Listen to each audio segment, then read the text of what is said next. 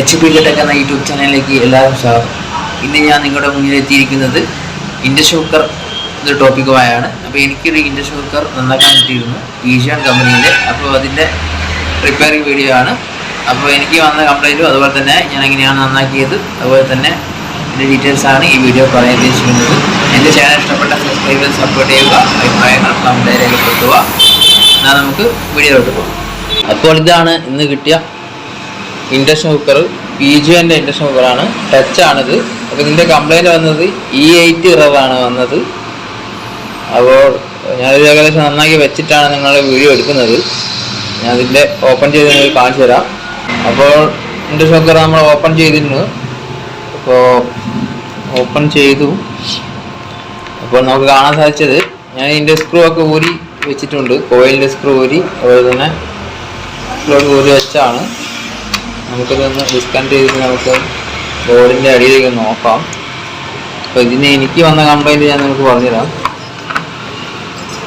ഇതിൻ്റെ കൂളിംഗ് ഫാൻ്റെ കണക്ഷനും കൂടി ഊരി വെക്കാം. എനിക്ക് വന്നത് എന്നാൽ E8 എററിന് പല പ്രശ്നങ്ങളും ഈ ബോർഡിൽ വരാറുണ്ട്. ഒന്നിൽ IGBT പോയതാവാം, അങ്ങനെ ഒരു പ്രശ്നം വരാം. അതുപോലെ തന്നെ ഇതിന് സെൻസർ പോയിട്ടുണ്ടെങ്കിൽ ഈ ടോപ്പിലുള്ള സെൻസർ കോയിലിൻ്റെ മുകളിലുള്ള സെൻസർ പോയിട്ടുണ്ടെങ്കിലും ഈ ഒരു പ്രശ്നവും കാണാറുണ്ട്. ഓക്കെ, അപ്പോൾ ഈ സർക്യൂട്ട് ലെവൽ തന്നെ റെസിസ്റ്റൻസിൻ്റെ പ്രശ്നമുണ്ടെങ്കിലും ഈ ഒരു കംപ്ലൈൻറ്റ് കാണിക്കും. റെസിസ്റ്റൻസിൻ്റെ ഒക്കെ പ്രശ്നമുണ്ടെങ്കിൽ ഈ ഒരു കംപ്ലൈൻറ്റ് കാണിക്കും. ചിലതിന് പല രീതിയിലാണ് ഇതിനിപ്പോൾ നമുക്ക് കംപ്ലൈൻറ്റ് വരാറ്. അവിടെ ഇത് വന്നത് പറഞ്ഞാൽ കംപ്ലീറ്റ് ഇതാ ഇവിടെ ബോർഡ് കണ്ടില്ലേ, ഇവിടെ കത്തിപ്പോയിട്ടുണ്ട്.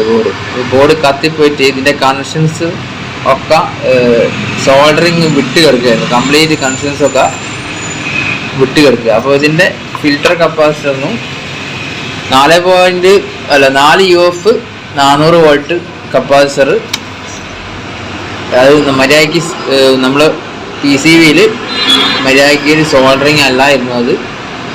അപ്പോൾ അതുപോലെ തന്നെ IGBTൻ്റെ സോൾഡറിങ്ങും ബാഡ് സോൾഡർ ആയിരുന്നു, മര്യാദയ്ക്ക് അല്ലായിരുന്നു. അപ്പോൾ അതുകൊണ്ടാണ് ഈ ഒരു ബോർഡ് ഇവിടെ കത്തിയത് എന്ന് നമുക്ക് മനസ്സിലാക്കാം. പക്ഷെ വേറൊരു കണക്ഷൻസിൻ്റെ പ്രശ്നവും കാണുന്നില്ല. വോൾട്ടേജ് ഒക്കെ ക്ലിയറാണ്. അപ്പോൾ സീരീസ് കണക്ഷനിൽ നമ്മളിത് ടെസ്റ്റ് ചെയ്യാവൂ ഫസ്റ്റ് ടെസ്റ്റ് ചെയ്യുമ്പോൾ. അപ്പോൾ എനിക്ക് ഈ ഒരു കംപ്ലൈൻ്റ് ആണ് വന്നത്. ഞാൻ നേരത്തെ പറഞ്ഞ പോലെ IGBT പോയാലും ഈ ഒരു കംപ്ലൈൻറ്റ് കാണിക്കാറുണ്ട്. അതുപോലെ തന്നെ റെസിസ്റ്റൻസിൻ്റെ പ്രശ്നം കൊണ്ടും ഈ ഒരു കംപ്ലൈൻറ്റ് കാണിക്കാറുണ്ട്. അപ്പോൾ നമുക്കൊന്ന് വെള്ളം ചൂടാക്കി നോക്കാം.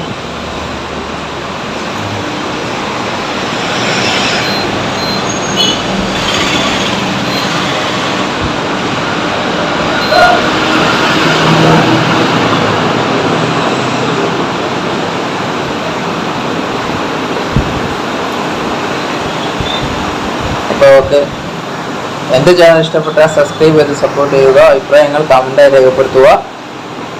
എന്നാൽ നമുക്ക് അടുത്ത വീഡിയോ കാണാം. എല്ലാവർക്കും ശുഭദിനം നേരുന്നു.